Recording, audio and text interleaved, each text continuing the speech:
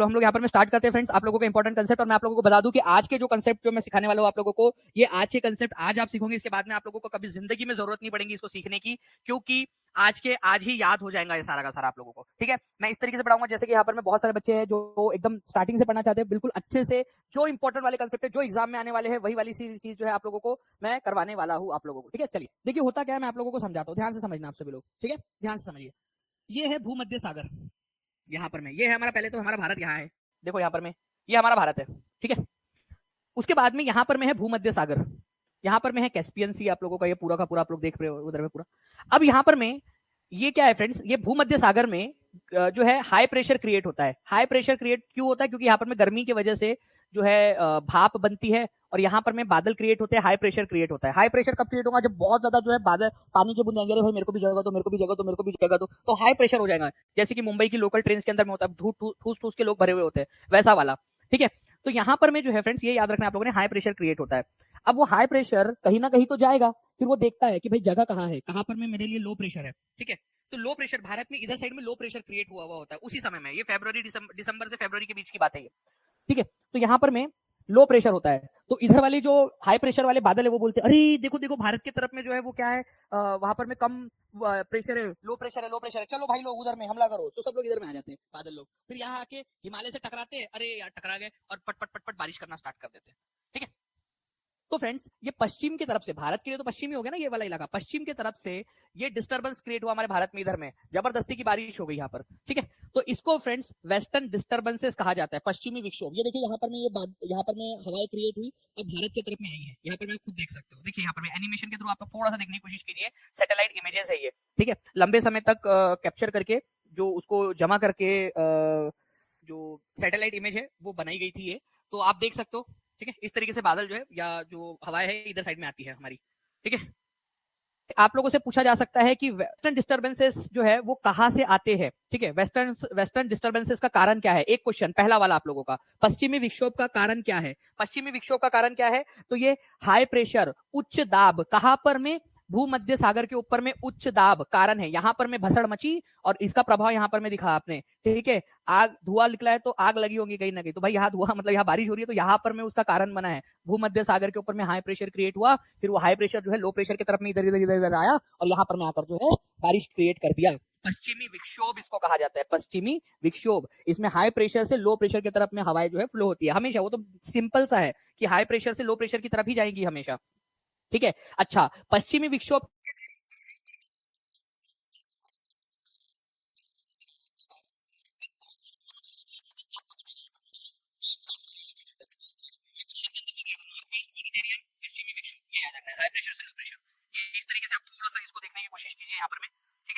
और एक इमेज और दिखा देता हूँ आप लोगों को, हमारी पृथ्वी इस तरीके से है ना, तो ये भूमध्य सागर।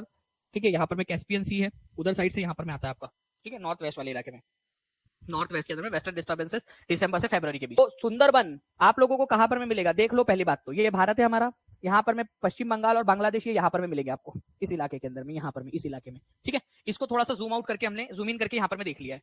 ये देखिए ये वाला इलाका जो है ना, ये वाला, इसको यहाँ पर में आप देखोगे तो डेल्टा का मतलब होता क्या है पहले वो समझो। जब नदी, ठीक है, जब कोई नदी समुद्र में मिलने वाली होती है उससे पहले, ठीक है, वो कई सारी वितरिकाओं में बट जाती है, कई सारी वितरिकाओं में बट जाती है। ठीक है, इस प्रकार से, तो कई सारी जब ये वितरिकाओं में बट जाती है इसी को कहा जाता है डेल्टा। नदी समुद्र में मिलने से पहले जब कई सारी डिस्ट्रीब्यूटरीज में वितरित हो जाती है, बट जाती है, उसी को कहा जाता है वितरिका आप लोगों का, डिस्ट्रीब्यूटरीज। ठीक है, तो आप लोगों ने डेल्टा वाला कंसेप्ट भी समझ लिया। अब आते हैं एनसीईआरटी के ऊपर में। ठीक है, यहां पर मैं आप देखिए फ्रेंड्स, आपके लिए कितना इन डेप्थ एनालिसिस किया गया है टीचिंग परीक्षा की टीम के द्वारा। सुंदरी जो है एक नाम का पेड़ है। ठीक है, एक क्या है, पेड़ का नाम है। ये आप लोगों का मैंग्रोव जो फॉरेस्ट है, ठीक है, उसमें पाया जाता है। मैंग्रोव फॉरेस्ट मतलब जो दलदली भूमि, वेटलैंड, जो दलदली भूमि होती है ना आप लोगों की, दलदली भूमि, वहां पर में पाया जाने वाला फॉरेस्ट है ये मैंग्रोव फॉरेस्ट, दलदली भूमि में, वहां पर में सुंदरी नाम का पेड़ पाया जाता है। तो ये सुंदरी नाम का पेड़ ये इस इलाके में बहुत ज्यादा पाए जाते हैं, उसी के नाम पर इसका नाम सुंदरबन पड़ गया है। ये बहुत ज्यादा सुंदर है इस वजह से सुंदरबन नहीं है, सुंदर तो वो अपने आप में है, लेकिन सुंदरी नाम के पेड़ पाए जाते हैं वहां पर में। ठीक है, तो सुंदरी नाम के पेड़ के वजह से इसको सुंदरबन नाम दिया गया है, एनसीईआरटी से लिया गया पॉइंट। देखिए डू यू नो के अंदर में ये दुनिया का सबसे बड़ा डेल्टा है। डेल्टा मैंने आपको बता दिया, डेल्टा का मतलब क्या होता है। ठीक है, जब नदी समुद्र में मिलने वाली होती है तो कई सारे पॉइंट्स में, माउथ में, कई सारे इसके अंदर में जो है ना वो खुल जाती है, लैंडफॉर्म जो बनता है उस इलाके के अंदर में, डिस्ट्रीब्यूटरीज में, उस इलाके को डेल्टा कहते हैं जी। अब इस इलाके में सुंदरबन के अंदर में क्या पाए जाते हैं आप लोगों के, बहुत सारे वेराइटी ऑफ वाइल्ड लाइफ पाई जाती है, कई सारी वाइल्ड लाइफ, कई सारे प्रकार के जानवर पाए जाते हैं यहाँ पर में, जैसे कि हाथी मेरा साथी, टाइगर, डियर, मंकी यहाँ पर में कॉमन है। इवन यहाँ पर में जो है फ्रेंड्स ब्रह्मपुत्र का जो प्लेन है वहां पर में आप लोगों को क्या मिलेगा, आप लोगों को वन हॉर्न राइनोस भी मिलेगा, एक सिंग वाला गेंडा, आपको पता है ना, काजीरंगा नेशनल पार्क। इसके अलावा जो है फ्रेंड जो डेल्टा वाला इलाका है, ठीक है, आपका गंगा ब्रह्मपुत्र का डेल्टा, वहां पर में बंगाल टाइगर, क्रोकोडाइल, ठीक है, एलिगेटर्स जो मगरमच्छ वगैरह टाइप के जो होते हैं आपके, वो भी बहुत सारे मिलते हैं। तो बंगाल टाइगर का ये घर है, ये याद रखना है आप लोगों ने, बंगाल टाइगर यहाँ पर में मिलता है। ठीक है, मैंग्रोव फॉरेस्ट सबसे ज्यादा कहाँ पाए जाते हैं, तो मैंग्रोव फॉरेस्ट या टाइडल फॉरेस्ट, सबसे पहले तो मैं आपको बता दूं इसका मतलब क्या होता है। तो टाइडल फॉरेस्ट या मैंग्रोव फॉरेस्ट ऐसे फॉरेस्ट होते हैं जो आपके दलदली भूमि में, स्पेशली जहां पर में ब्रैकिश या खारा पानी और मीठा पानी जहां मिलता है ना, जहां पर में नदियां होती है और खारे पानी में मिल रही होती है, तो उसके आसपास में, मान लो ये नदी है, ठीक है, ये समुद्र में मिलने वाली है, तो इसके आसपास वाला जो एरिया होता है ना, वहां पर में जनरली ये फॉरेस्ट पाए जाते हैं। कहां पर में, जहां पर में नदी समुद्र में मिलने वाली होती है, उसके आसपास में डेल्टा में ये पाए जाते हैं मैंग्रोव फॉरेस्ट आप लोगों के, जिसको टाइडल फॉरेस्ट के नाम से भी जानते हैं। टाइडल फॉरेस्ट सबसे ज्यादा आप लोगों को कहां पर में मिलेंगे, ये भी याद रखेंगे आप लोग, हमारे भारत के पश्चिम बंगाल में, भारत के 42.45% टाइडल फॉरेस्ट यहीं पे पश्चिम बंगाल में, ठीक है, मैंग्रोव फॉरेस्ट या टाइडल फॉरेस्ट। गुजरात में 23.66% है दूसरे नंबर पे, और अंडमान निकोबार के अंदर में जो है फ्रेंड 12.39%। पहले तीन आपको बता दिया मैंने, ठीक है, जल्दी से देखो इसको, हमारे भारत में सबसे ज्यादा मैंग्रोव फॉरेस्ट या टाइडल फॉरेस्ट कहां पर में पाए जाते हैं। अरे सोनी कुमारी जी दिख रहा है यार आपका कमेंट, आपका नाम भी लिया था मैंने, हिंट दे दिया था आपको कि चलो टाइप कर दो करके जल्दी से, फिर भी। तो पश्चिम बंगाल में पाए जाते हैं सबसे ज्यादा, फिर दूसरे नंबर पे गुजरात है, तीसरे नंबर पे अंडमान निकोबार है। ओके, देखिए है ब्रह्मपुत्र नदी के ऊपर में बना हुआ, आसाम में पूरा का पूरा एक उसको जिला घोषित कर दिया गया है, पूरा डिस्ट्रिक्ट बना दिया गया है। सबसे बड़ा जो है रिवराइन है आपका, ये 880 स्क्वायर किलोमीटर में फैला हुआ है, ठीक है, ये भी आप लोगों ने याद रखना है, 880 स्क्वायर किलोमीटर के अंदर में, 880 स्क्वायर किलोमीटर के अंदर में ये फैला हुआ है, ठीक है, और 1,67,000 के करीब इसकी पॉपुलेशन है, मतलब लोग यहाँ पर में रहते हैं। पूरा जिला इसको घोषित कर दिया गया है ब्रह्मपुत्र नदी के ऊपर में, आसाम में। और ये एग्जाम में पूछा गया क्वेश्चन, टीआरई 2 का एक्चुअल स्क्रीनशॉट आप लोग देख सकते हो, ठीक है। मजुली विश्व का सबसे बड़ा आवासीय नदी द्वीप है, ये याद रखना है आप लोगों ने। और ठीक है, काफी सुंदर सा भी है फ्रेंड्स, इसको आप एक चीज आपको बताना चाहूंगा, एनसीईआरटी का एक पॉइंट बताओ क्या आप लोगों को, एक पॉइंट बताता, आपदा में अवसर ढूंढना, ठीक है, ध्यान से समझिए आप लोग कैसे होता है। देखिए फ्रेंड्स, अगर मैं बात करूं आपसे बाढ़ की, तो जब बाढ़ आती है, ठीक है, तो लोगों को लगता है कि खराब चीज है बाढ़, लेकिन फ्रेंड्स उसमें भी एक अच्छी चीज होती है, आपको पता है, जब बाढ़ आती है नदी के अंदर में, तो अपने साथ में जो पानी के अंदर में जो भी वो सेडिमेंट्स उखाड़ कर लेकर आई है, ठीक है, इरोड कर कर लेकर आई है, उसको निक्षेपित कर देती है, डिपॉजिट कर देती है मधु सिंह जी, ठीक है। तो यहां पर में आप एक चीज समझ सकते हो, बाढ़ का पॉजिटिव कंट्रीब्यूशन क्या है, या एनसीईआरटी का पॉइंट बता रहा हूं मैं आपको, मैं अपना नहीं बता रहा, पॉजिटिव कंट्रीब्यूशन क्या है फ्लड का, एनसीईआरटी में दिया हुआ है। तो जब बाढ़ आती है तो बाढ़ अपना जो साथ में लेकर आई है मिनरल्स वगैरह और जो भी साफ लेकर आती है सारा, ठीक है, उसको निक्षेपित कर देती है जलोढ़ को। उससे क्या होता है कि वो जो मिट्टी है वो बहुत ज्यादा उपजाऊ बन जाती है, ठीक है, उपजाऊ बन जाती है, बिल्कुल दिव्या जी, ठीक है, तो वो उपजाऊ बन जाती है, और वो उपजाऊ बन जाती है तो पैडी चावल वगैरह उगाने के लिए वो फसल बहुत अच्छी हो जाएंगी। तो उसी का एक एग्जांपल है आपका मजूली, कि जब हर साल बाढ़ आती है, ठीक है, तो फ्लड अपने साथ में जो भी फर्टाइल सिल्ट वगैरह लेकर आती है, जो गाद लेकर आती है, उपजाऊ गाद मतलब जो अपने साथ में वो उखाड़ कर लेकर आई, उसको गाद या सिल्ट कहते हैं, तो सिल्ट लेकर आती है, उसको जमा कर देती है, तो इससे फसलों के लिए बहुत अच्छा होता है। इसका एक एग्जाम्पल माजुली आपका असम के अंदर में, दुनिया का सबसे बड़ा नदी द्वीप है, ब्रह्मपुत्र में वार्षिक बाढ़ के कारण जो है यहाँ पर में वो गाद आकर जमा हो जाता है, सिल्ट आकर जमा हो जाता है, जिसकी वजह से मजूली द्वीप पर धान की फसल बहुत अच्छी होती है। तो मजूली द्वीप पर कौन सी फसल अच्छी होती है, ये क्वेश्चन अगर पूछ लिया जाए तो आप लोगों का आंसर होगा धान की फसल जो है बहुत अच्छी होती है, ये याद रखना है आप लोगों ने। तो आप लोग देखिए फ्रेंड्स, यहाँ पर मैं आप लोगों को कर्नाटक के अंदर में, ठीक है, यहाँ पर मैं आप लोगों को मिलेगा शिव समुद्रम वाटरफॉल, कावेरी नदी के ऊपर में, इधर साइड के अंदर में, कर्नाटक के अंदर में।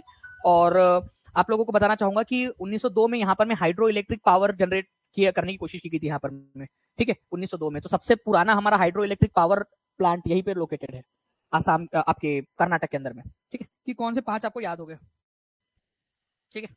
आप मुझे बताओ, ठीक है, शिव समुद्रम किस पर है, शिव समुद्रम कौन से नदी पर है, ठीक है, उसके बाद में आप बताओगे मुझे, ठीक है, कुंचिकल, ठीक है, कौन से नदी पर है, जोग कौन से नदी पर है, जोग, ठीक है, धुआंधार, धुआंधार जलप्रपात कौन से नदी पर है, ठीक है, और कपिल धारा। और भी हम करेंगे, बट अभी आपको 5 याद हो गए आज के आज। सारे के सारे लोग इसका आंसर करेंगे। एक्टिविटी करते जाइए, आपको सारी चीजें याद हो जाएंगी। और मैं आपको तो एक्चुअल क्वेश्चंस करा रहा हूँ एग्जाम वाले जी। तो शिव समुद्रम हमने देखा कावेरी नदी पर है, ठीक है। कुंचिकल जो है हमने देखा आप लोगों का वराही नदी पर है, कर्नाटक में ही है वराही।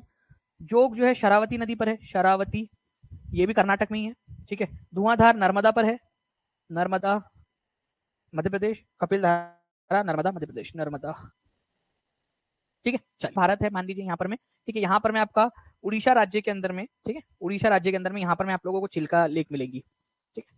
तो इस तरीके से भी आप लोग इसको याद रख सकते थे, चिल्का उड़ीसा के अंदर में। ब्रैकिश वाटर भी इसको बोला जाता है, ब्रैकिश वाटर का मतलब भी होता है खारा पानी। दूसरे नंबर पे आती है आप लोगों की फ्रेंड्स पुलिकट लेक, पुलिकट झील। पुलिकट झील के बारे में थोड़ा सा आपको बताना चाहूंगा। यहाँ पर में आंध्र प्रदेश है, यहाँ पर में तमिलनाडु है आप लोगों का, तमिलनाडु।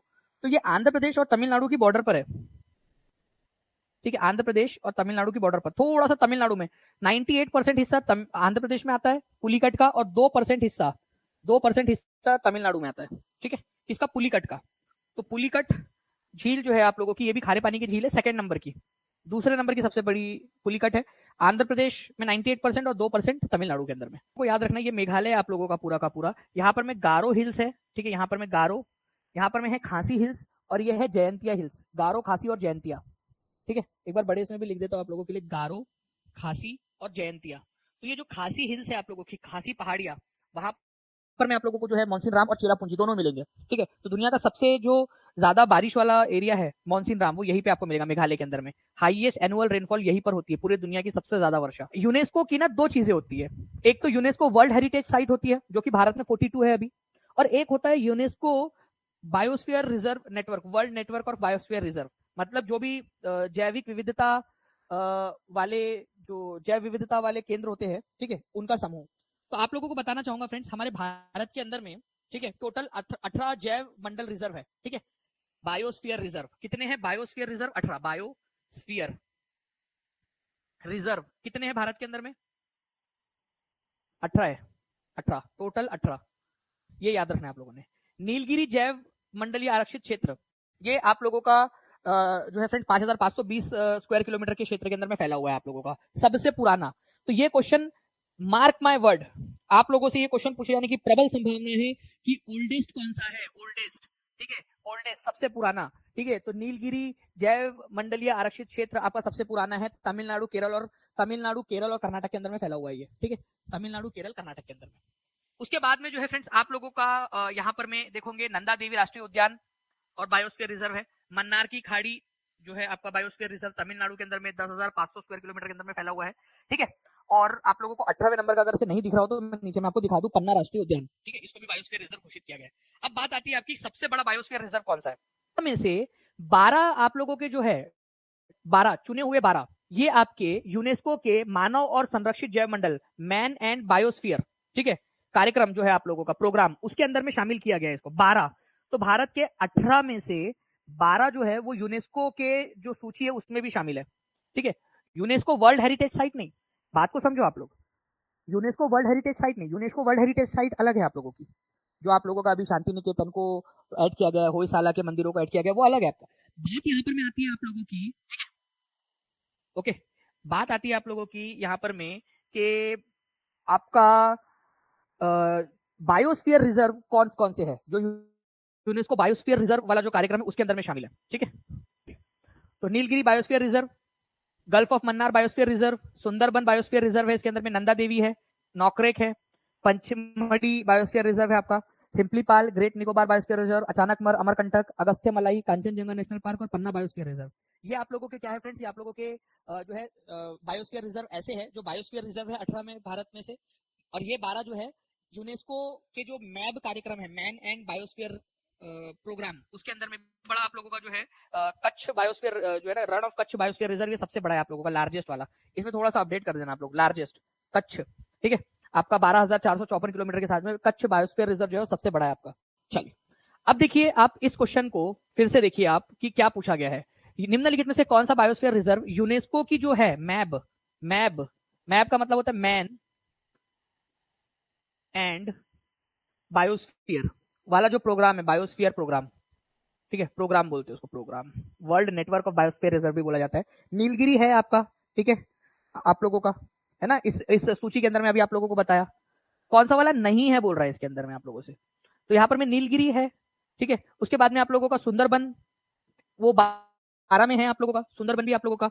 अगर आप लोग देखोगे मन्नार की खाड़ी आप लोगों को, तो मन्नार की खाड़ी जो है gulf of Mannar biosphere reserve, वो भी आपको मिल जाएगा इसके अंदर में, ये भी है। तो उपरयुक्त में से कोई नहीं। आपको 12 पता होने चाहिए कि कौन कौन से है, तब जाके आप इसका आंसर बराबर से कर पाते। तो ये 18 टोटल है, ठीक है, ये भी पता होना चाहिए आपको कि टोटल 18 हमारे कौन कौन से हैं। और ये 12 जो है वो मैब के अंदर में शामिल है। ये बड़ा कठिन सा काम था ये उन बच्चों को बताना जिनको बायोस्फीयर रिजर्व ही नहीं पता, और उनको ये बताना। लेकिन आई होप कि हम लोगों ने इसको अच्छे से एक बार समझ लिया है कि क्या है, क्या ये चीज, ठीक है, ये इसमें है क्या, ठीक है। तो ई है आप लोगों को। तो आप लोगों ने अगर देखा हो फ्रेंड्स ये 12 की लिस्ट, तो उसके अंदर मैंने कहीं पे भी मानस आपको जो है नहीं बताया, मानस को, है ना। तो आंसर इसका ऑप्शन नंबर डी हो जाएगा। क्योंकि देखिए आप लोग, ये आप लोगों के क्या है, ठीक है, यूनेस्को के पूरे 18 आप देख सकते हो यहाँ पर में, ठीक है, पूरे के पूरे 18 आप लोग यहाँ पर में देख लीजिए। तो मानस 18 में है, लेकिन आप लोगों को ये 12 में मानस दिख रहा है क्या कहीं पे भी? आप खुद देखो, मानस दिख रहा है क्या आप लोगों को 12 के अंदर में?